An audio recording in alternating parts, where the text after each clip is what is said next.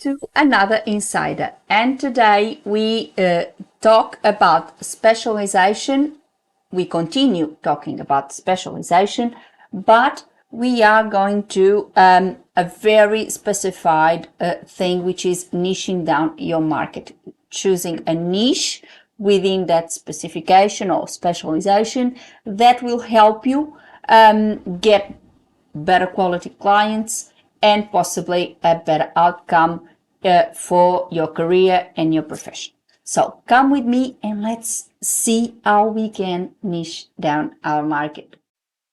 So last week we spoke about specialization and how you can choose a specialization for you. We explored several pathways. Some people may even harvest an existing skill for specialization. A lot of translators do that when they come to the profession as a career change.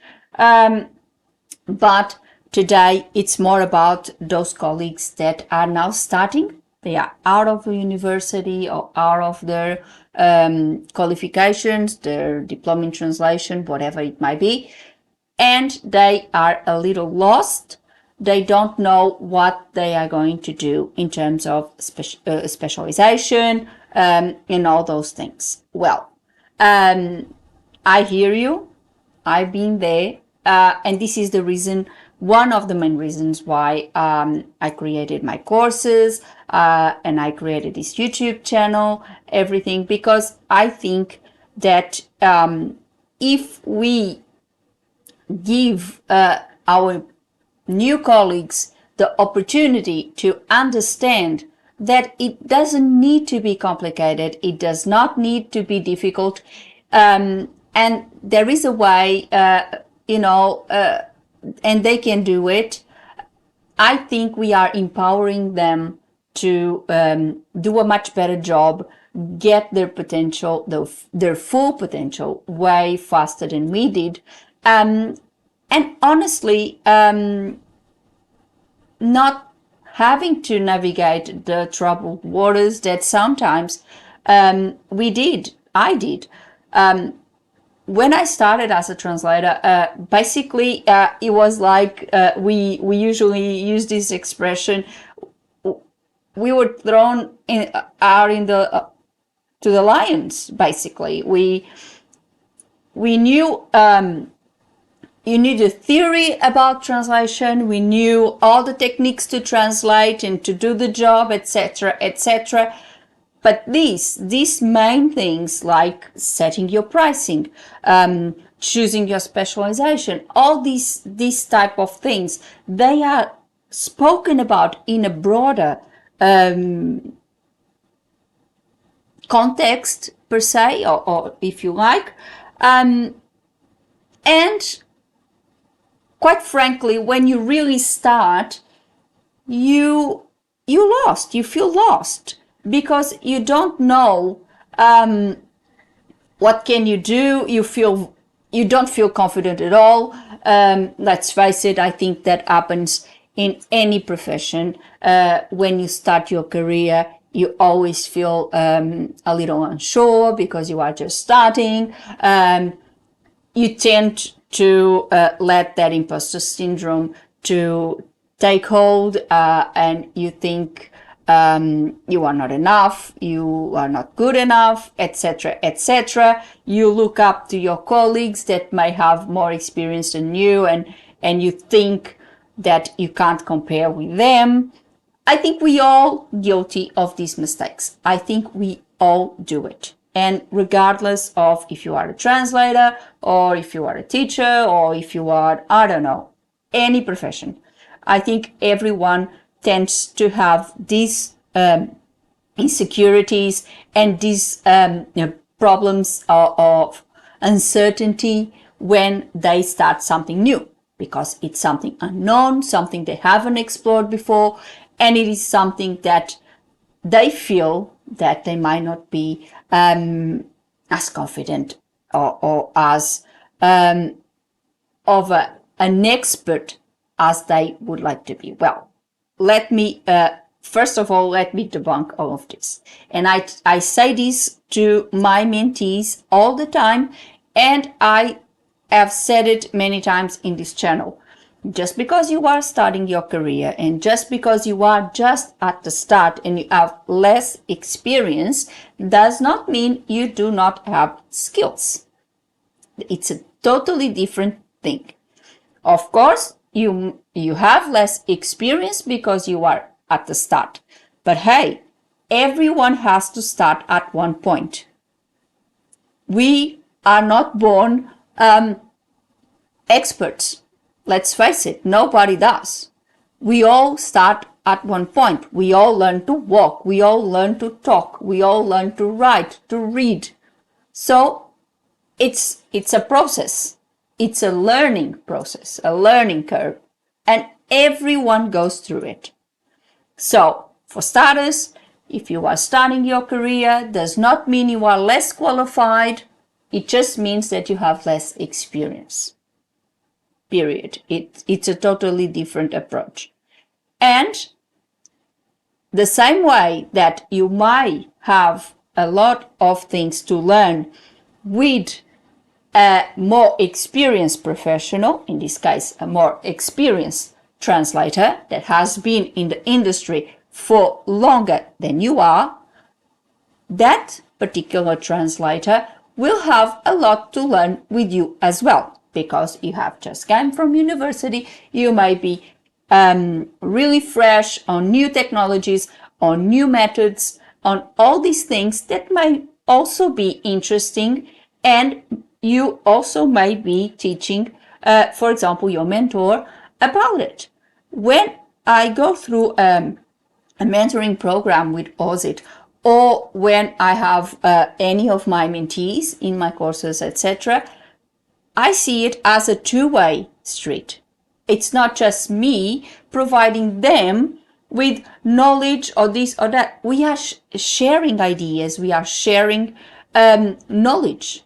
And that's what it is. I think it is a two-way street. So this was to say that just because you are at the start does not mean you are less qualified or you are a less professional than anyone else in the industry. That is not true, and I do not see it like that. And please don't feel intimidated by your colleagues. I don't think we are here to really intimidate anyone or being unpleasant to anyone. And if anyone does, please don't feel like that, because well, then the wrong would be on that person and not on you. That's my approach. So this first myth, gone. Then second myth, a lot of people, and I know that when we are taking our courses, etc., when we talk about specialization, and we spoke about it last week, when we talk about specialization, usually we have all these concept of, for example, legal translation, financial translation, literary translation, all these huge, big fields. Everyone thinks, oh, okay, medical translation, financial translation. Everyone has some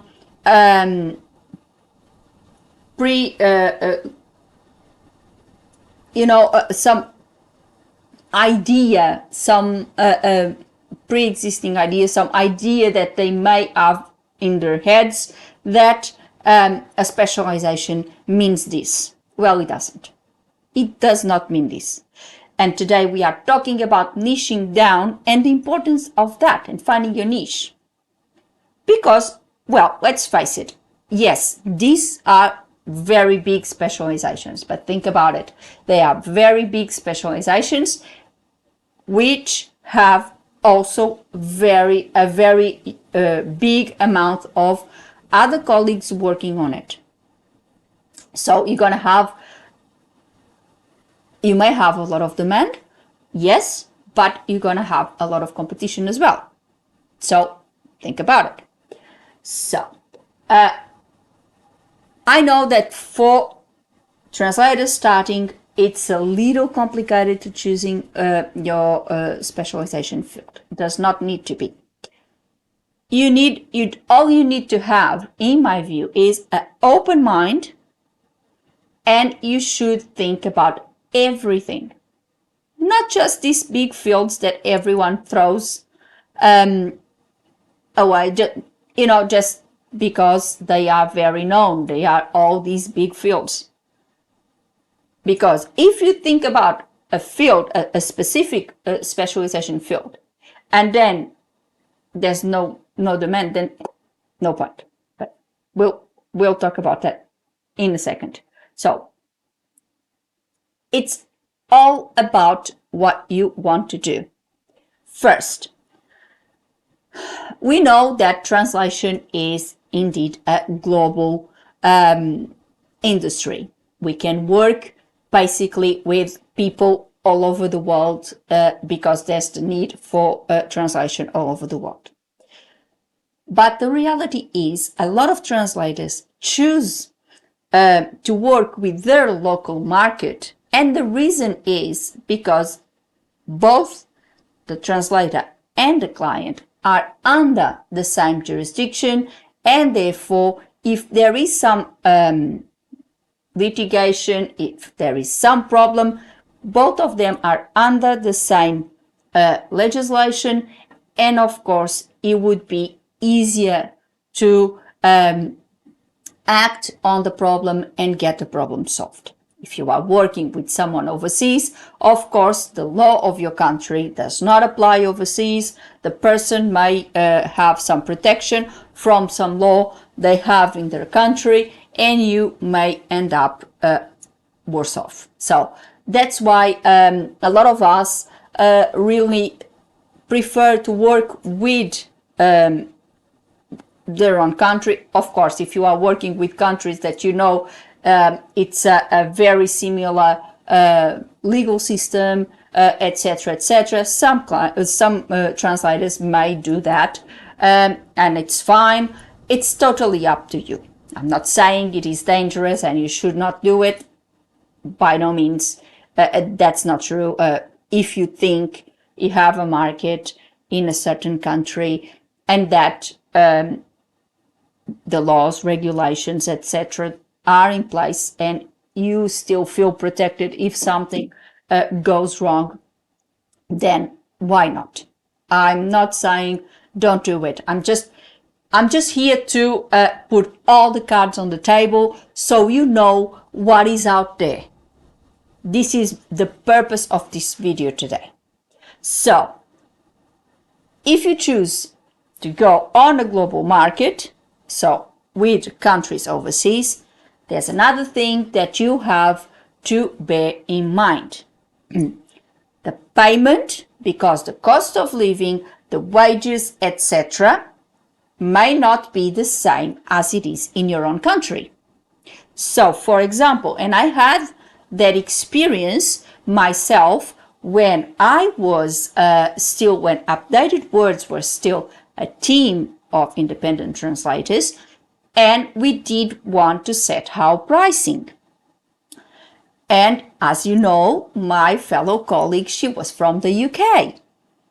And we didn't want, or at the time, my colleague, she did not want to set a different pricing from mine because she thought that she would be in direct competition with me. I didn't think that, and then we weren't in an agreement when we got the pricing.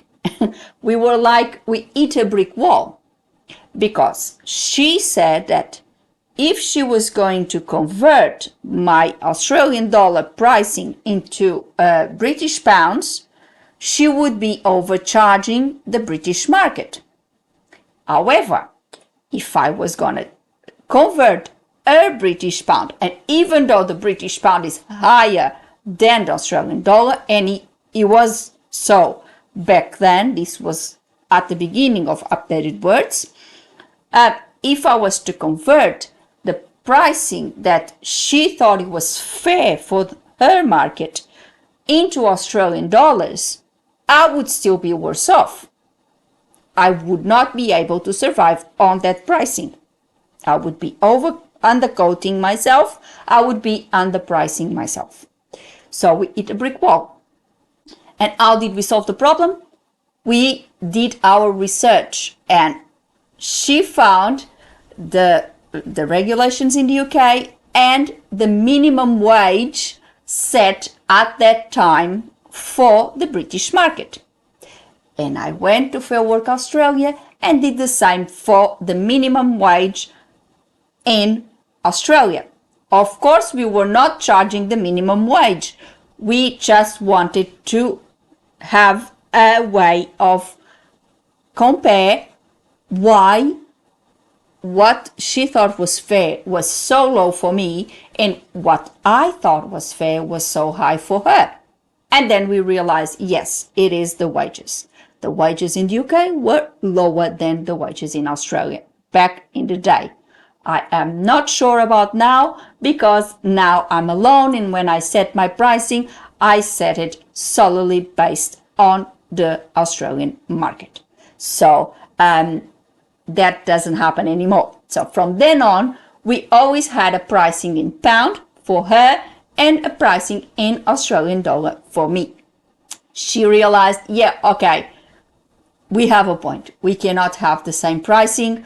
And quite frankly, we were not in, we could never be in direct competition with each other because, for example, I was working with aviation market. I was working for an airline back in the day, and my main other stream of income would be the documentation, would be certified translation, which she did not provide in UK, and she is a literary translator. So she's also a writer, so she translates books. So her market is totally different from mine. The clients that she attracted were different from mine. So we would never be in direct competition. But even if we were working in the same industry, even if she was, for example, a chartered linguist with the Chartered Institute of Linguists like I am, then we could possibly have an instance where we would be competing. However, she was in the UK. So if a British citizen had documents to translate, he was not going to send the documents to Australia to be certified by an Australian citizen, stamped with a NATI stamp, because the Institute of Linguists, as far as I'm concerned, we don't have any stamps, or if there is, I did not require one because I'm not working directly with the British market.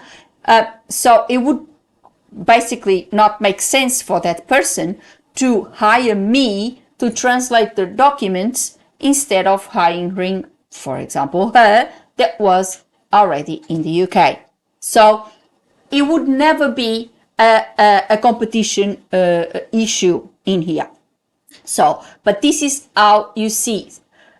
If you go on a global market, you need to understand that other countries have other rules, and, for example, in terms of payment, it might be different. What is fair for them? I had exactly the same comment made about the wages with a colleague based in Greece that thought that I was overcharging, and I actually said, no, I am not overcharging. I'm actually in the average of our colleagues here in Australia, because our cost of living, because everything here is high. So it's sometimes you cannot really just base things on what you have at home. You need to see, if you want to work with a broader market and you want to explore outside your country, all these factors need to be taken into account, including the cost of living, the pricing that you might encounter in those countries, and then you might decide, is this cost effective?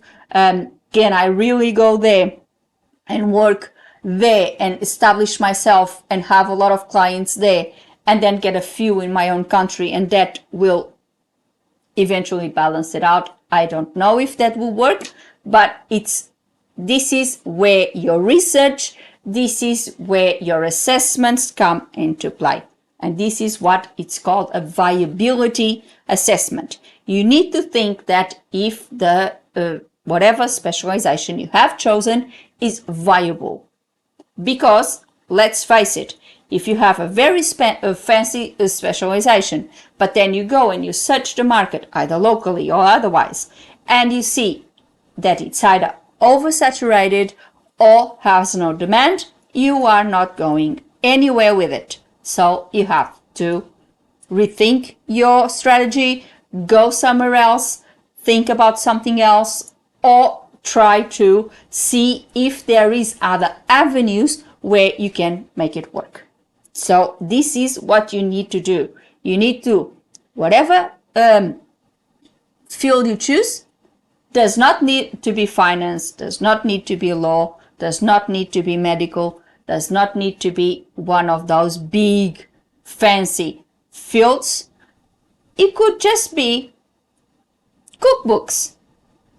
If you like cooking, if you know you have a lot of vocabulary in that field, and it would be something that you would like to do, translating cooking books, and you go, you do your research, and you see there is a niche market for this, I really like to do this, why not? Let me try. If there is demand, if you see that in your country there is a lot of interest in international cookbooks, and you could have the opportunity to translate a lot of cookbooks from the country of one of your languages into the country of where you live or where your target language is. So that would be an opportunity. For example, if you like children's books, if you love children's books, you can translate children's books. The sky is the limit, really, here. If there is something you are really passionate about and you understand that you have a lot of knowledge about, a lot of vocabulary, knowledge of that particular field where you feel very confident and you can show other people that you have that confidence, then that's your field. But, of course, that alone won't get you there. You need to do that viability assessment, and you need to check if there is demand for that field in your market, wherever you want to go, if you want just a local market or if you want to go abroad, where do you have most opportunities, what kind of client would you get, would that be the type of client that appeals to you? All those sorts of things you need to take into account. And then, of course, if you choose a broader market, you know, like a broader market, a broader specialization, and you see, for example, there is a lot of demand, but there is also a lot of competition, so it's kind of a hit and miss here. You can look within that specification, that broader specification, some little aspect of that big specialization. I'm not sure. I'm going to take, for example, I'm going to take aviation, for example. Let's think that you want to specialize in aviation. You really love aviation. You love planes, just like me. You love everything aviation. But you find that there's a lot of demand, yes, but there would be a lot of competition as well. You may look within the aviation industry, a specific niche that you are really confident about. For example, let's say you know a lot of aviation engineering, of aerospace engineering, and you love to delve into all the engineering, all the technical parts of planes. So there is a niche for you. maybe you can work, for example, for one of the big manufacturers, or you can work within that field translating, for example, manuals, things like that, because of course there would be a market for that. Airlines work in every country, there is airlines, and of course these manufacturers, they need to have their books possibly translated for all those languages, and there might be a market for you. Again, viability assessment is always pivotal. You need to do it. So this is how you niche down. This is how you think. Okay, this is a bigger market. I may have a little bit of a problem here. Yeah, there's a lot of demand, but there's also a lot of competition. It's a very broader market. How can I niche down that market? You think outside the box. You think within that market a specific thing that you really feel specialized, a specific thing that really stands out to you, that you really like, that you are very confident with, and then you start all over again. You just do that research and you see, okay, just on this particular niche, just on this particular part, how's the market going? And then you might find, okay, this is a good niche for me. There's less competition, still very high demand, and less competition. That's where I can go. And I just gave you an example with aviation. You can do it with any other field because it's very common. So this is the secret. Have an open mind approach. Think outside the box. Does not need to be all fancy, all glitz and glamour. It can be a very innocuous specialization. But if you find there is a market, if you find you have an opportunity there that you can make it in that field, you just go and run for the hills with it and you try it. Do your viability assessment, make sure it is viable, make sure there is demand, make sure there is clients for it, and then you can go with that. Of course, you can always reassess, and if you think, okay, I reached the point where I can no longer extract anything from here, you can always change and go elsewhere. Sometimes you might even get a very good client that you accept in another field, and then you might eventually say, okay, I think I'm going to go on with this one because it's really good. For example, when I started, because I was very good with science and biology and medical, etc., I chose that as my specialization, and then I landed a job with an airline, which is something I love as well. And then I worked with that airline for 8 years, and that set my new specialization. I was no longer working with the medical field. I end up not ever working with the medical field. I just started working with aviation. So sometimes these things happen. Be open-minded and just don't block yourself. For example, if you set your niche or your market to be something and you receive a job in a totally different field that you still feel confident about, make sure you are qualified for it as well. Because of course, let's say if you receive a very specific contract and you are not a legal translator, you do not have any specific qualities or skills to deal with legal translation, I would not go for that job. Of course, I did 2 courses on contracts, so I can now translate some contracts.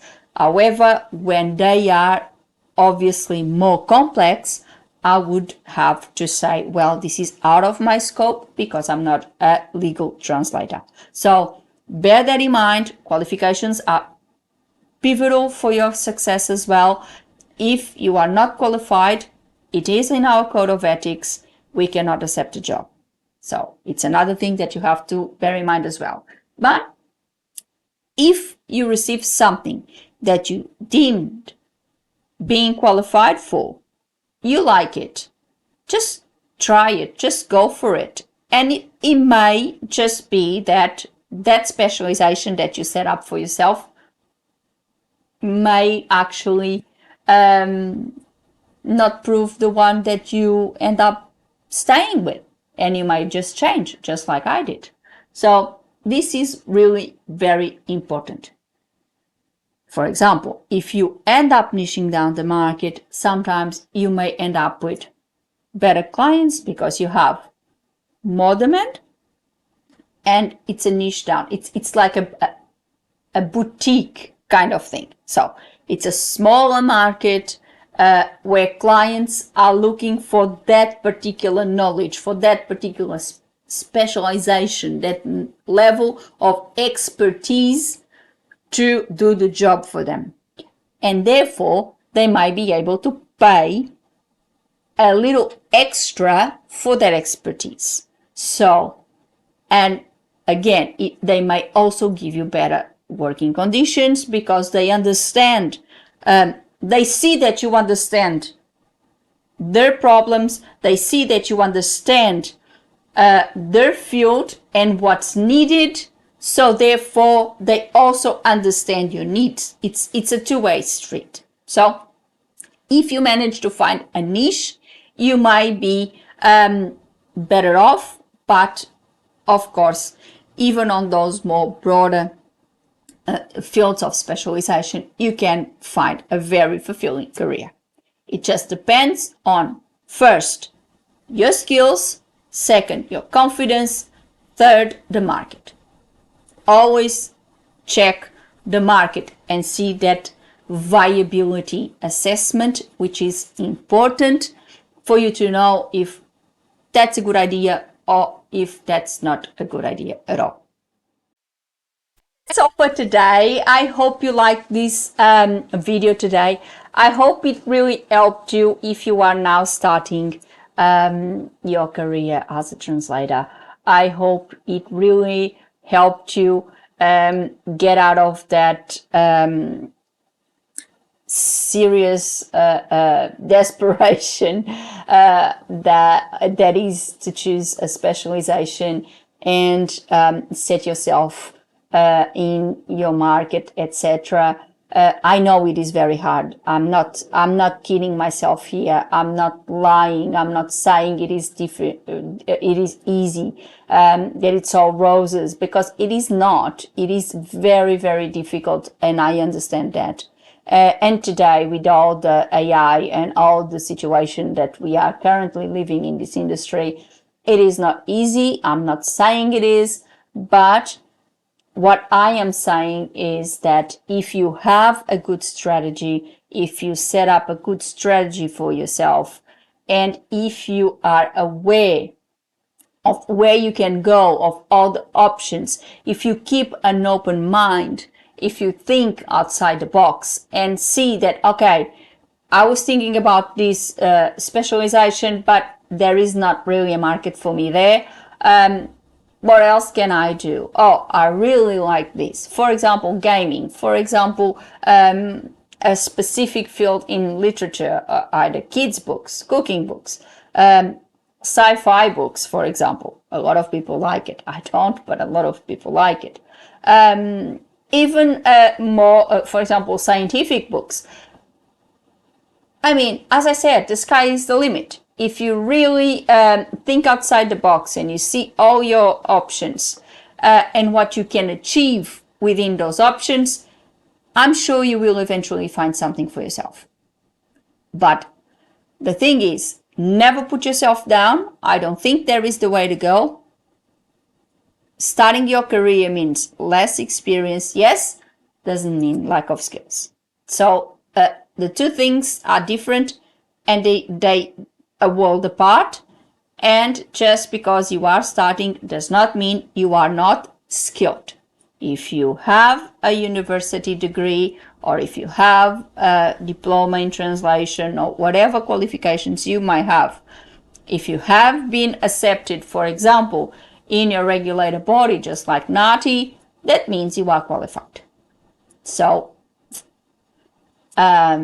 Quite frankly, NATI does not distinguish between me and someone who has just been certified. We are both certified translators. Our title, it's the same. So when clients go into the directory, they just see our names, they just see our qualifications, that we are certified translators, and that's all they know. They don't know that I've been in the industry for 14 years and that someone may have just gotten the certification. They don't know that. Eventually, there might be, I think there is a field that it says the dates from when the qualification has been granted until it expires, because as you know, and I've done videos about it, we have a 3-year cycle where we have to provide all our PD and work, etc., to get recertified. So it might have that, but apart from that, it does not have anything else. So please don't put yourself down. Get rid of that imposter syndrome. Doesn't get you anywhere. And think outside the box. Be open-minded. And maybe you just find something totally unexpected that you never thought it would end up being your niche, or you would be, or that you would be working with it, but then it might just be it. So think outside the box. And of course, if you have any questions about this or anything else that you would like to ask, leave me a comment below. I'll be very happy to answer you. And if you have any other subject that you would like me to discuss in these insiders, please also leave a comment below and suggest it, because I am also looking for subjects for these videos. And of course, if it's something that is suggested by my viewers, it's obviously something that they want to watch. So please, if you have an idea of something you would like me to talk about, please do. And of course, put a like on the video and subscribe the channel with a little click on the bell so you get a notification of another insider every week. As I said before, the channel's been growing. Thank you very much for your support. But if you put a like, if you share with your friends, if you comment, the YouTube algorithm picks that up and sees that people are looking at my content and shows it to more people. So just put a like. And of course, before I go, I would like to thank you all for watching, and I'll see you next week. Thank you. Bye.